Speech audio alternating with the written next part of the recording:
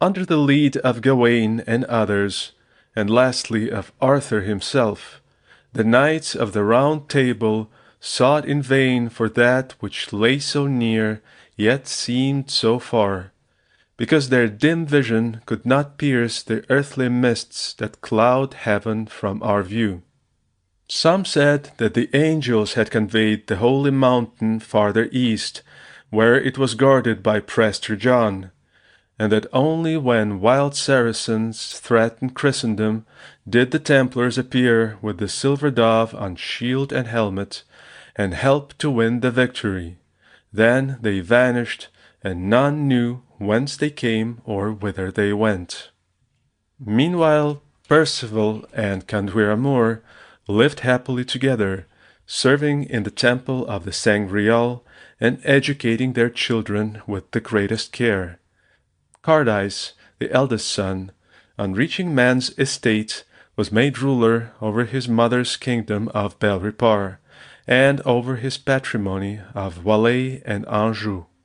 The younger son, Lohengrin, remained at home with his parents, while the daughter, Aribadale, took the place of Queen Riponce, and bore the Holy Grail from the altar to the hall and back again. It was long since any of the knights of the temple had been called by the sound of the silver bell to go out and fight against the unbelievers, for the Saracens had been completely conquered by the Christians. But one evening, when the knights were all assembled round the king in the royal hall, the silver bell was heard, apparently at a great distance, but coming ever nearer and nearer. It sounded like a cry for help. At the same moment, the announcement appeared on the sacred vessel in letters of flame that Lohengrin was the hero chosen by God to defend the rights of the innocent, and that he should be borne whither he should go in a boat drawn by a white swan with a crown upon his neck. "Hail, Lowengrin, chosen of the Lord!" cried the knights of the temple. Percival rejoiced greatly, and embraced and blessed his son, while Candueramur, her heart filled with joy at Lohengrin's high calling, and also with anxiety about his safety, went to fetch the armor inlaid with gold that Amfortas had once worn, and the sword that had broken during Percival's fight with his brother Pheirithus, but which had since been reforged and tempered in the sanctuary of the Sangreal. A squire now entered the hall, and announced that a boat lay in the lake below the mountain, which a swan with a golden crown was towing by a chain of gold. This was the sign that the hour of the young hero's departure was come. The king and queen and all the knights accompanied him to the shore, where the boat awaited him. As he was about to embark, Percival gave him a golden horn and said, "Blow 3 times on this horn as a sign that you have arrived amongst the worldly-minded children of men, and again 3 times to show that you are coming home. For if you are ever asked from whence you came and of what family you are sprung, you must at once be up and away on your return to the holy mountain. This is the indestructible law of the brotherhood of the Sangreal." Lohengrin sprang into the boat, and the swan swam away with it, bearing it towards the sea. The air was full of the softest strains of music, but whether it was the swan that sang or a choir of angels, Lohengrin could not tell. The music ceased when the boat reached the sea. Its place was taken by the howling of the storm and the sound of many waters. When night came on, the young hero stretched himself in the bottom of the boat and fell asleep, undisturbed by wind or waves.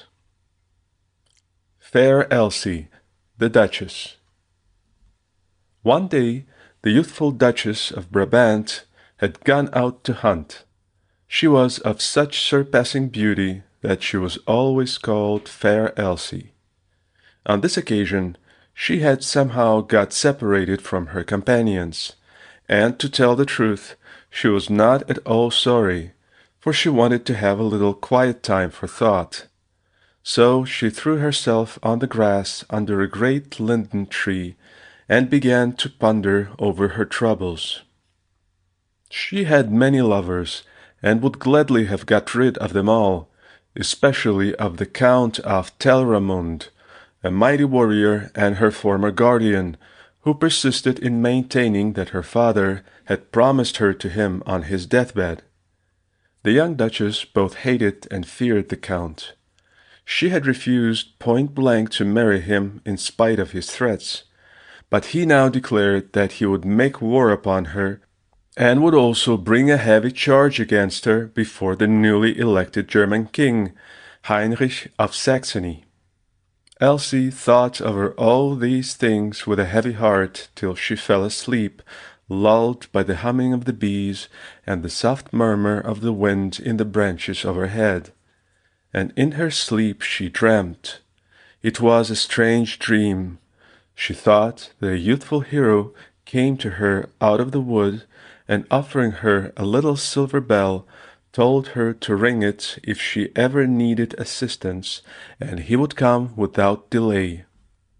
It seemed to her that she tried to take the bell, but could not, and in the effort she awoke. While puzzling over the meaning of her dream, she became aware of a falcon hovering over her. It wheeled round her several times, and finally perched on her shoulder. Tied round its neck was a silver bell exactly like the one she had seen in her dream. She gently detached the bell, and the falcon flew away. Soon after she returned home, a messenger arrived to summon her before King Heinrich's judgment seat at Cologne on the Rhine. She obeyed the summons with a heart at ease, for she felt herself in the keeping of a higher power, and trusted in the hope her dream held out to her. King Heinrich was a man who both loved and exercised justice, but the empire sorely needed stout defenders. Hordes of wild Hungarians ravaged the south every year, and Count Telramund was a mighty warrior whose assistance was of great value to him. So he hoped that his claims would be successfully proved. The trial began. 3 witnesses were brought to prove that the Duchess loved one of her vassals, and for a lady in her position to marry a vassal was strictly forbidden by the laws of the realm. 2 of the witnesses, however, were declared false and perjured, and the evidence of 1 witness was not enough. Then the Count stood up and offered to show the truth of his allegation against the Duchess by challenging to single combat any knight that the Lady Elsie might choose to defend her cause, and might God show the right. The challenge could not be refused, but 3 days' time were allowed her to find a champion. Elsie looked round the hall to see if any noble warrior would defend her, but all feared the terrible strength and skill of Count Telramund. No one moved. A silence as of death reigned in the court. Then the maiden remembered the silver bell. She drew it from her bosom and rang it, and the clear sound that it gave forth pealed through the silent hall and passed on in louder and louder echoes till it was lost in the distant mountains. After that she turned to the king and said that her champion should appear at the appointed time. The 3 days were over.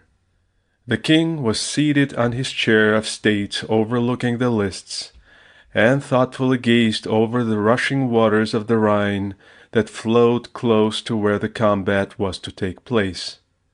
The princes and knights surrounded him, and before him stood Count Telramund in battle array, and the fair Duchess, who looked lovelier than ever. 3 times the Count called upon the champion who was to defend the Lady Elsie to appear. He received no answer. All eyes were fixed upon the king, anxious to hear whether he would now pronounce judgment on the accused. While he yet hesitated, distant music was heard coming over the Rhine. The sounds were passing sweet, such as none had ever heard before. A few moments later, a boat was seen approaching the shore, drawn by a white swan with a golden crown upon its neck, and in the boat a knight clad in rich armor was lying asleep. As the prow touched the land, he awoke and sounded a golden horn 3 times. The notes echoed across the river and were lost in the distance. This was the sign that he accepted the position of champion of innocence. He understood what was required of him, and disembarking, entered the lists where his adversary was awaiting him. Before the fight began, the herald came forward and demanded the stranger's name and condition. "My name is Lohengrin," answered the knight, "and I am of royal birth. More than that you need not know." "It is sufficient," replied the king. "Your patent of nobility is written on your forehead." The trumpets sounded to battle, and the combat began. Telramund's blows fell thick and fast, and the stranger knight at first contented himself with standing on the defensive.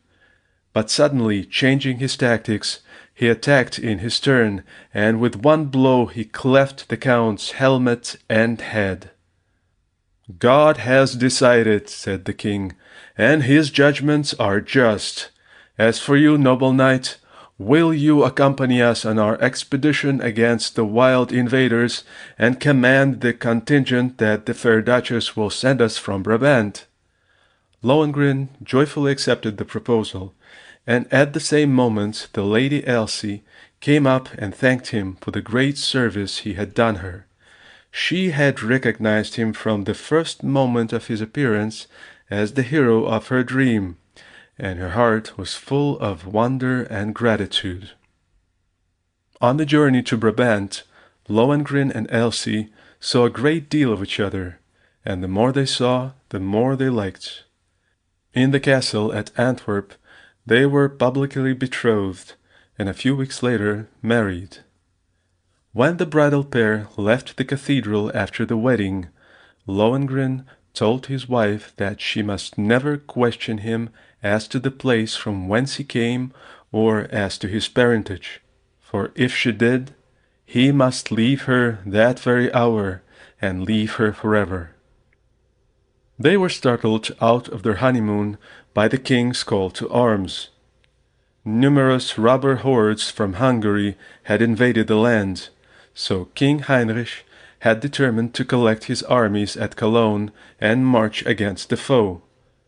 The duchess, like most of the other ladies, went with her husband to the royal city. There were many great warriors amongst the princes of the empire, and the ladies used to talk of their glorious deeds and those of their ancestors.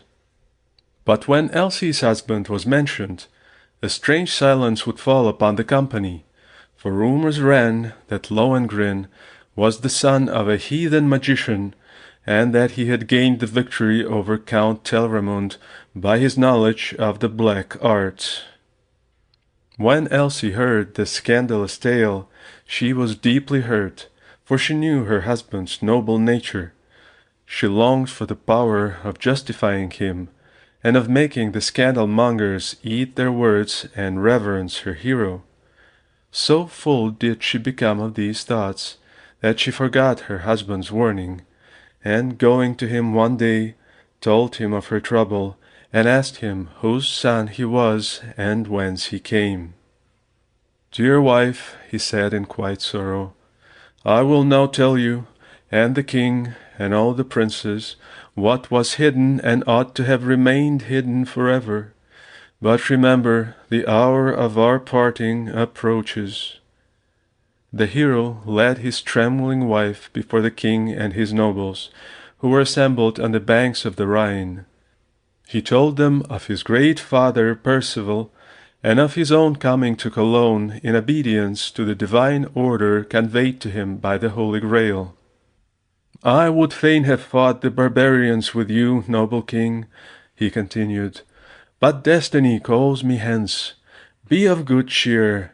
You will conquer the robbers, rule over the heathen, and win imperishable glory. The hero spoke with the enthusiasm of an inspired seer, as he added a prophecy of the wonders time should unfold regarding the future of the empire. When he ceased, all present heard the same strange wild melody that had attended his coming, but this time sad and slow as a dirge. It came nigher, and then they spied also the crowned swan and the boat. "Farewell, beloved," said Lohengrin, clasping his weeping wife in his arms. "I had grown to love you and the life in this world of yours passing well, but now a higher will than mine tells me to go." He tore himself away with tears in his eyes, and entering the boat which the swan had brought close to the bank, was borne away from their sight. She did not long survive the parting from her husband, and when she died in the firm conviction that she was about to join her husband and see the Holy Grail. Whether she was right or wrong, none of those about her could ever agree.